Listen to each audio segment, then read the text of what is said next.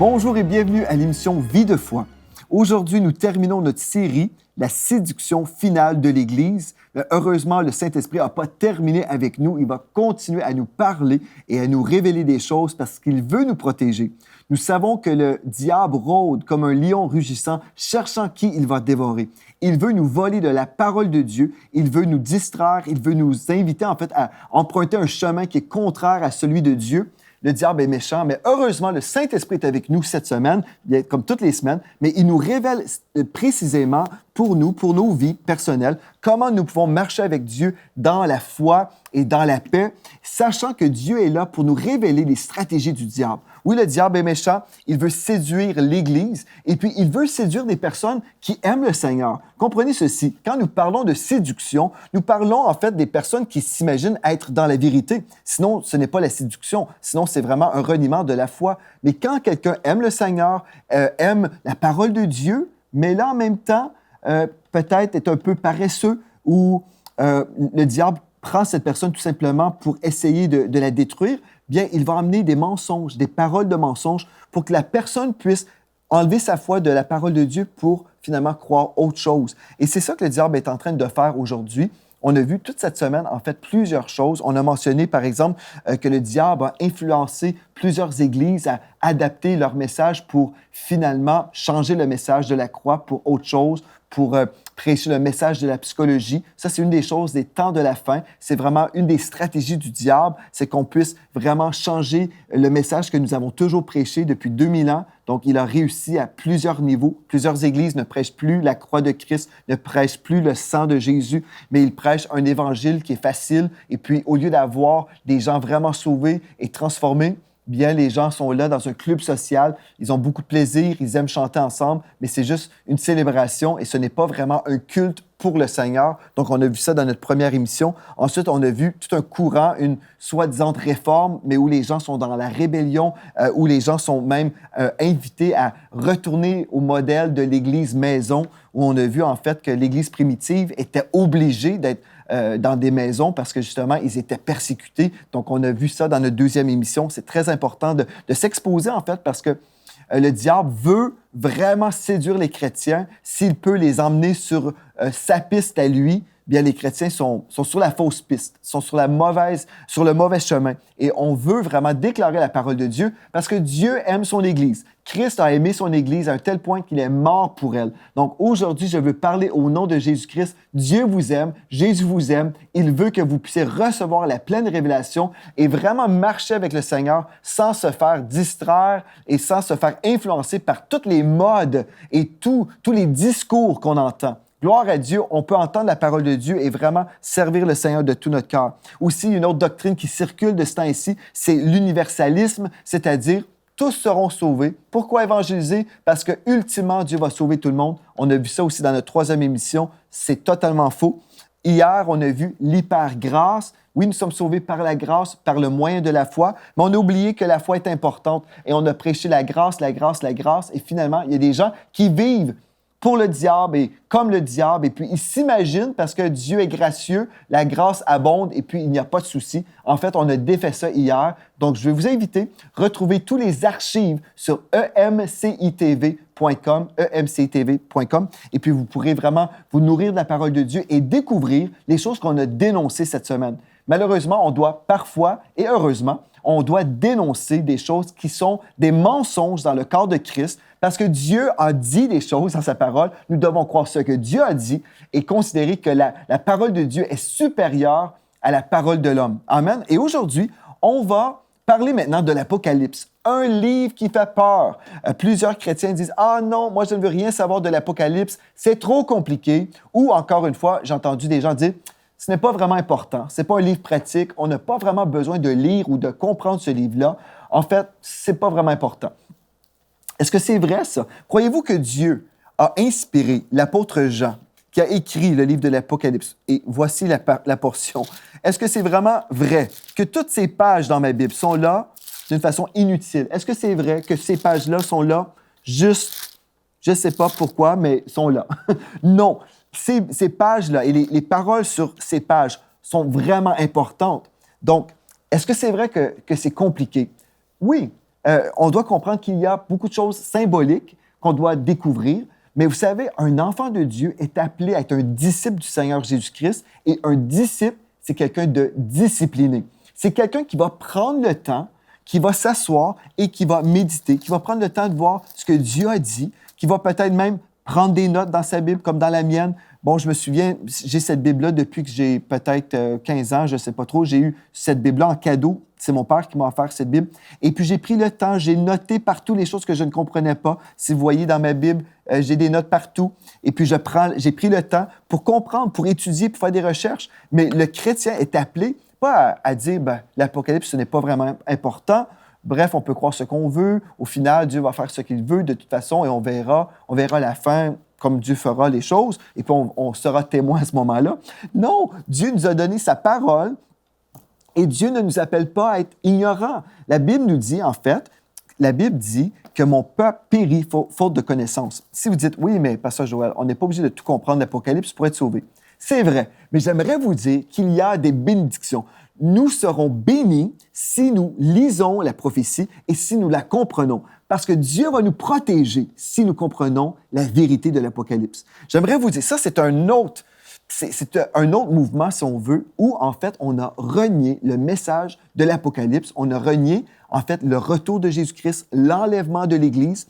De plus en plus, dans ce courant-là, il y a des gens qui disent même que l'enlèvement de l'Église, c'est une nouvelle invention. En fait, on a entendu parler de l'enlèvement de l'Église à partir des années 1830. C'est une nouvelle doctrine. On n'a pas à croire ça. C'est vraiment Scofield qui a fait en sorte que cette doctrine a été populaire et adoptée dans nos milieux évangéliques. C'est vraiment, ce n'est pas biblique. Bref, il y a toutes sortes de choses qu'on peut entendre aujourd'hui. J'aimerais ça vous inviter à venir avec moi dans 1 Timothée chapitre 4 et au verset 1.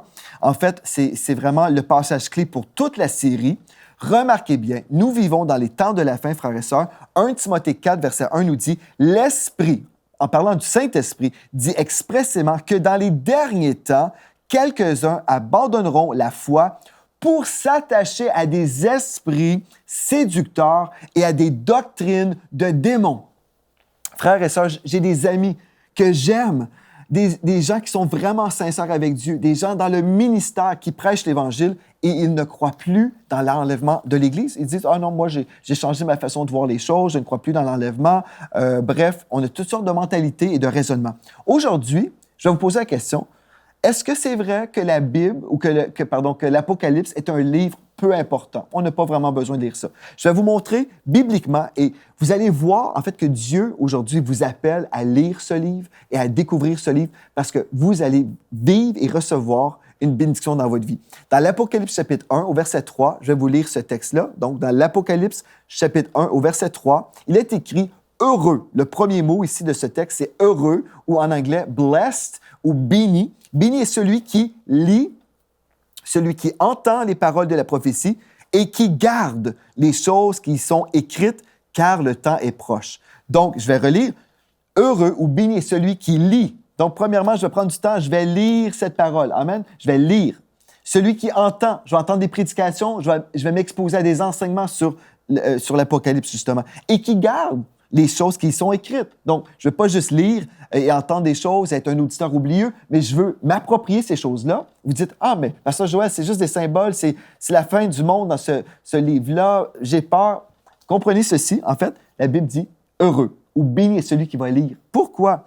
Ce livre mystérieux, certains vont dire, n'est pas pratique, donc inutile pour le croyant moderne.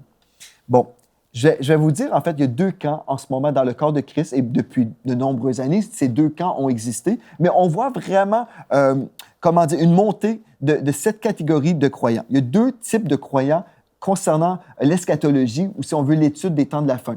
OK, il y a les prétéristes et il y a les futuristes. Moi, je me considère un futuriste, c'est-à-dire je crois que les prophéties qui concernent l'étude de la fin ou la fin des temps, je crois que ces choses-là n'ont pas encore eu lieu. Je crois que oui, certaines choses ont eu lieu, si on veut, mais je crois aussi qu'il y a plusieurs prophéties qui n'ont pas encore été accomplies.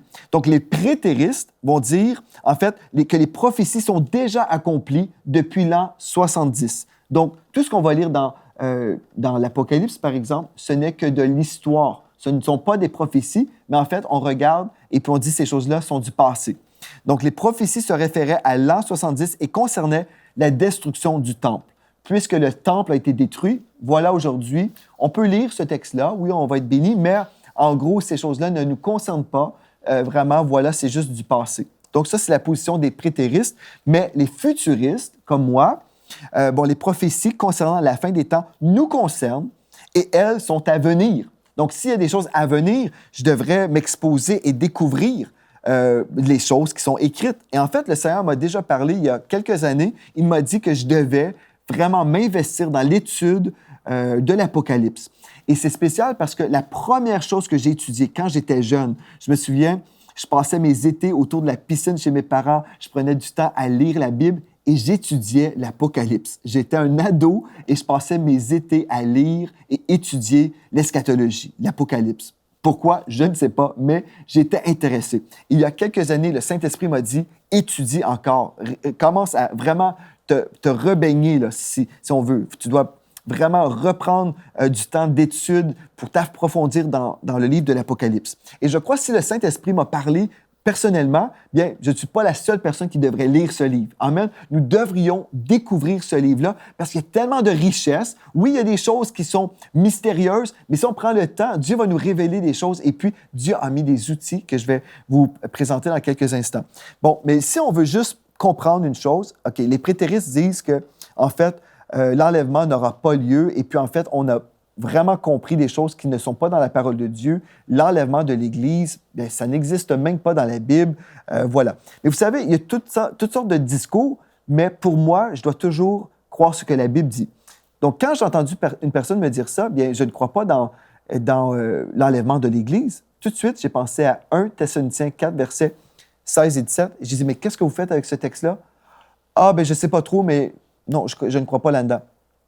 Et pour moi, c'est impossible de quitter ma foi ou de déplacer ma foi en ce qui concerne l'eschatologie si on ne me donne pas des versets à l'appui. En passant, il y a des gens peut-être qui vont m'écrire, m'envoyer plein de lettres pour dire comment on n'a pas besoin de croire dans l'enlèvement. Et je vais vous dire, moi, j'y crois. Et puis, vous pouvez économiser du temps et ne pas m'envoyer plein de lettres parce que, en gros, je crois dans cette bienheureuse espérance. Mais je vais vous lire le texte 1 Thessaloniciens 4, versets 16 et 17. Il est écrit, remarquez, moi, là, je trouve un refuge dans la parole de Dieu. Si je crois quelque chose, bien, il faut que ce soit dans la Bible. Le Seigneur lui-même, un signal donné à la voix d'un archange et au son de la trompette de Dieu, descendra du ciel, et les morts en Christ ressusciteront premièrement. Ensuite, nous les vivants, qui seront restés, nous serons tous ensemble enlevés avec eux sur des nuées à la rencontre du Seigneur dans les airs, et ainsi nous serons toujours avec le Seigneur. Le mot « enlever » nous parle de l'enlèvement. Amen. Donc, c'est dans la Bible. Et voilà, je poursuis. Et aussi, on se dit, mais est-ce qu'on a besoin de croire dans l'enlèvement? J'ai souvent discuté avec des gens qui croyaient dans l'enlèvement, peut-être vous allez dire, et puis ces gens-là vivaient juste pour l'enlèvement. Ils ne planifiaient pas des choses, ils n'allaient pas à l'école, ils ne s'achetaient pas de maison, ils vivaient toujours dans l'espoir d'être enlevés, et puis finalement, ils n'avaient pas leurs deux pieds sur terre, et puis finalement, ces gens-là vivent dans l'espoir, et puis ils ne sont pas productifs dans la société. C'est le cas dans certains cas. Certaines personnes sont déséquilibrées, mais ce n'est pas parce que certaines personnes sont déséquilibrées dans la foi qu'on devrait comme supprimer le verset qu'on vient de lire. Donc, si nous croyons dans l'enlèvement de l'Église, cette foi, en fait, nous purifie. Je vais vous le montrer bibliquement. Cette foi dans le retour du Seigneur Jésus-Christ nous garde dans la pureté. Aussi, si on croit que Jésus va revenir, on va comprendre qu'on va passer les priorités de Dieu en priorité. Donc, je cherche premièrement le royaume de Dieu et sa justice, et toutes les autres choses, Dieu va s'en charger. Donc, une chose est certaine, si je crois que le Seigneur Jésus va revenir nous chercher, OK, bien, je vais passer en priorité l'œuvre de Dieu avant l'achat de ma maison. Mais oui, on peut s'acheter des maisons, des voitures, on peut aller à l'école. On doit vraiment planifier notre vie comme si Jésus ne revenait jamais. OK? On planifie toute notre vie comme s'il ne revenait jamais, mais on doit être prêt tous les jours comme s'il peut revenir ce matin. OK? Donc, on devrait vraiment être toujours prêt, mais planifier toute notre vie comme s'il ne reviendra jamais, parce que Dieu nous appelle à être productifs et à faire des affaires jusqu'à ce qu'il revienne. Donc, ça, c'est une chose très importante. nous devons être équilibrés, mais comprendre que l'attente de la réalisation prophétique, en fait, nous purifie. Et je vais vous le prouver d'après la parole de Dieu dans Tite, chapitre 2, verset 11, et de 11 à 13, dans la Bible du Sommeur. En effet, la grâce de Dieu s'est révélée comme une source de salut pour tous les hommes. Elle nous éduque et nous amène à nous détourner de tout mépris de Dieu et à rejeter les passions des gens de ce monde.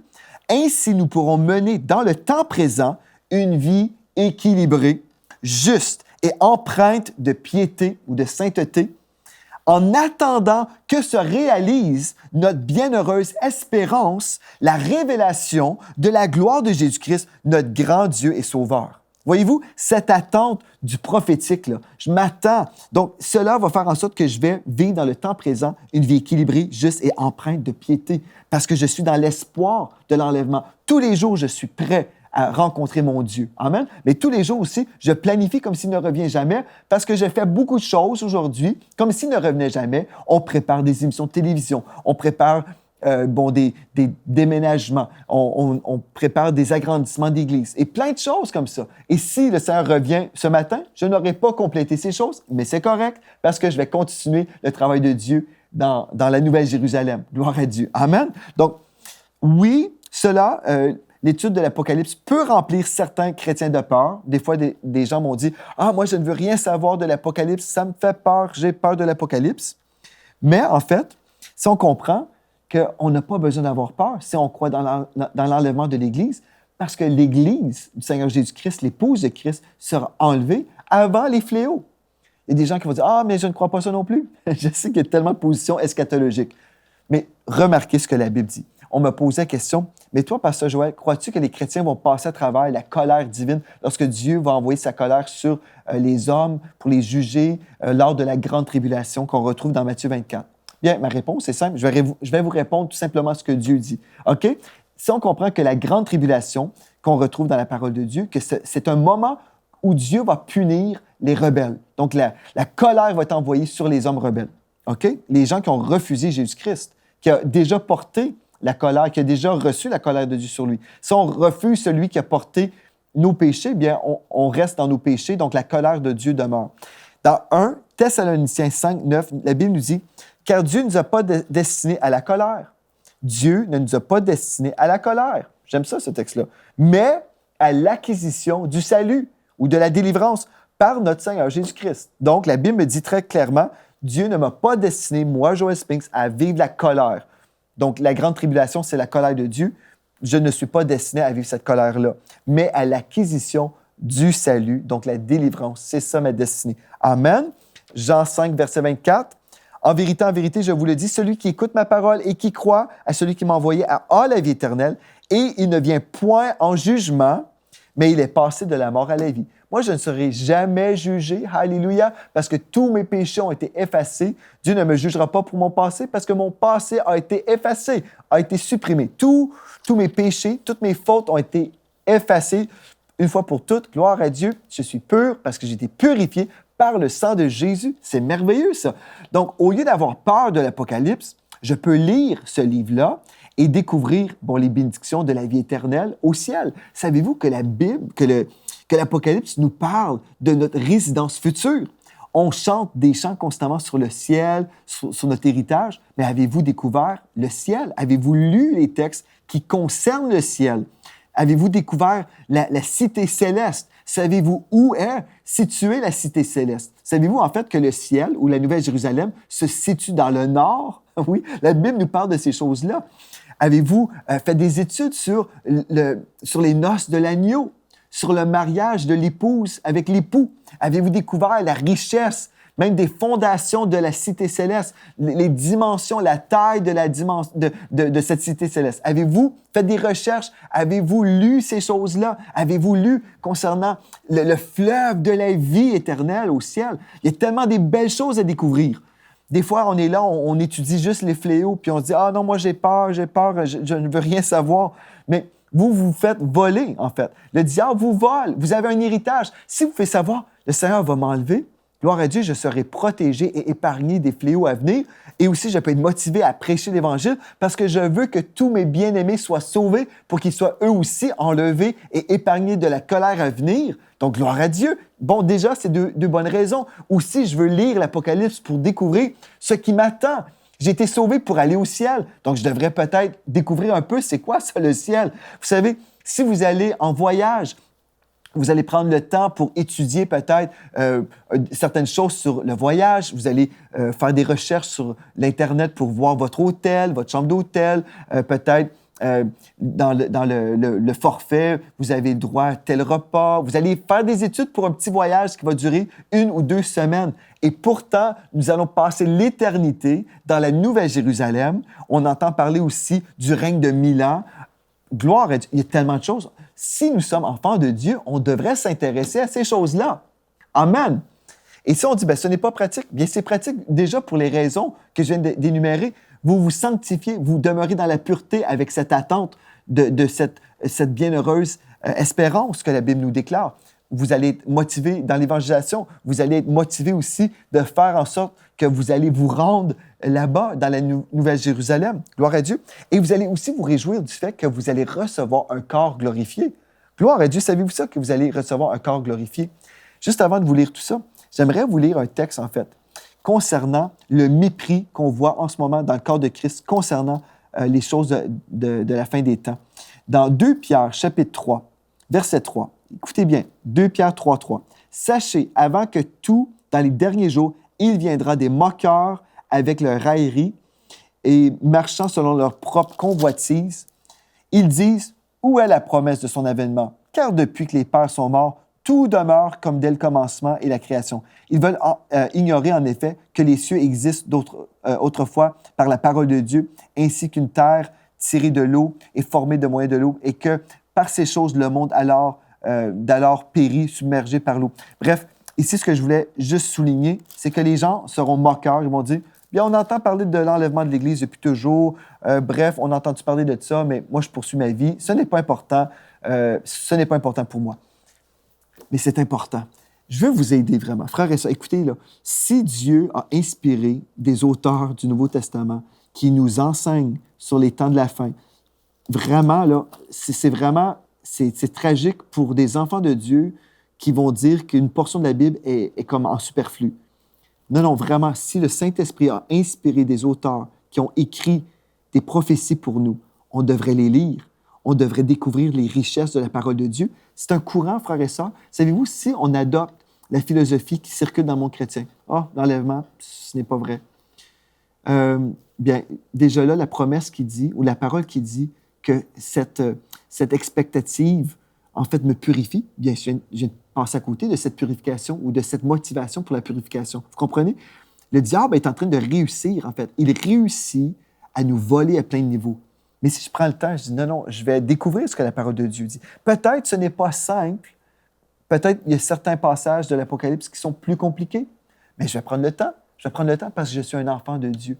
Si vous dites, mais pasteur, j'ai déjà essayé, mais je ne comprends rien. Je ne comprends rien. Écoutez, frères et sœurs, j'aimerais ça vous inviter. J'ai fait une étude pour vous. Oui, frères et sœurs, vous pouvez visiter le site web EMC TV et vous allez retrouver les commentaires bibliques qui s'appellent les commentaires Sphinx, parce que c'est moi qui les ai écrits. Mais j'ai pris, vous pouvez montrer à l'écran déjà, en allant sur le site web EMC TV, vous allez retrouver les commentaires de l'Apocalypse, verset par verset. En fait, je décris, j'explique chacun des versets de l'Apocalypse pour vous aider à comprendre. Si vous dites, je ne comprends rien, prenez le temps.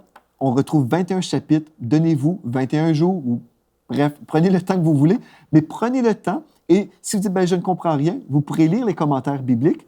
Le texte est en noir, mes commentaires sont en rouge, et puis je suis là, pas pour ajouter à la parole, mais pour vous expliquer tout simplement. Et puis je crois que vous allez recevoir de l'aide, vous allez sortir de ce temps de lecture béni, rafraîchi. Donc encore une fois, vous pouvez remettre à l'écran. Simplement, vous allez sur le site enseigne-moi.com, vous allez voir les commentaires bibliques Sphinx, vous allez faire une petite recherche pour l'Apocalypse, par exemple, et vous allez retrouver chaque chapitre de l'Apocalypse commenté, et en fait, chaque verset de l'Apocalypse commenté.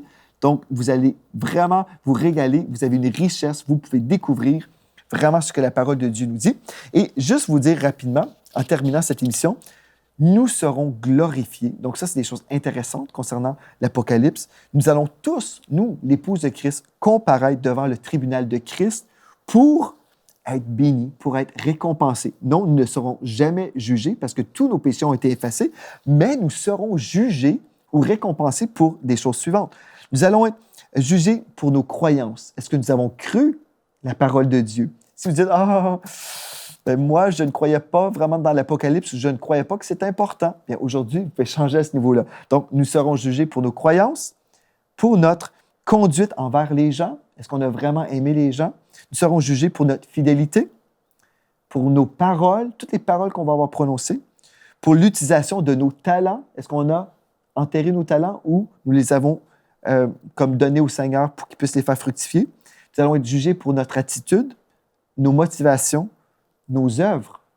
Si vous dites, moi, je croyais que tout ça, là, Dieu oubliait tout ça. En fait, Dieu oublie nos péchés, mais en fait, ce que Dieu va faire, il va passer nos œuvres par le feu et nous allons être récompensés. Si les œuvres ont été faites avec une bonne motivation, nous allons recevoir une récompense pour chacune des choses qu'on a pu faire pour le Seigneur. Gloire à Dieu. En fait, la Bible nous dit dans l'Apocalypse 3, verset 11, « Je viens bientôt », le Seigneur Jésus disait, « Retiens ce que tu as afin que personne ne prenne ta couronne. » Vous savez ce que vous allez recevoir? Si vous êtes un persévérant et un amoureux de l'avènement du Seigneur Jésus-Christ, vous allez recevoir une couronne, la couronne de la justice selon 2 Timothée 4, 8.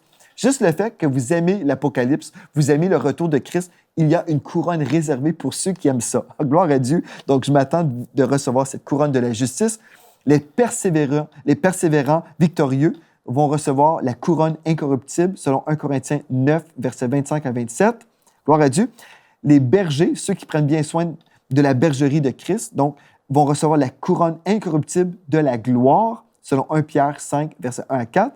Et les martyrs, ceux qui supporteront la tentation et l'épreuve, vont recevoir la couronne de la vie, l'Apocalypse 2, verset 10, et Jacques 1, verset 12. Vous allez dire, wow, il y a beaucoup de choses à apprendre dans la parole de Dieu, dans l'Apocalypse. Oui, c'est un mensonge. Je vais vous le dire maintenant, c'est un mensonge de croire que l'Apocalypse, c'est un livre peu important ou pas du tout important. Lisez l'Apocalypse. On vous invite à visiter le site web enseigne-moi.com, emcitv.com. Allez vous ressourcer dans la parole de Dieu. Ne vous laissez pas influencer par les voix, par les commentaires des gens, par les esprits de séduction dans les temps de la fin. Dieu nous appelle, nous, l'Église de Jésus-Christ. On doit se lever dans la foi, se lever dans la victoire et dire, je prends mon héritage en Christ. Je n'écouterai pas la voix d'un autre. Je vais écouter la voix de mon bon berger et je vais avancer dans la gloire et dans la bénédiction. Merci d'avoir été avec moi. Prions ensemble pour ce grand réveil que Dieu nous envoie dans la francophonie. Gloire à Dieu. Et d'ici à la prochaine fois, soyez richement bénis.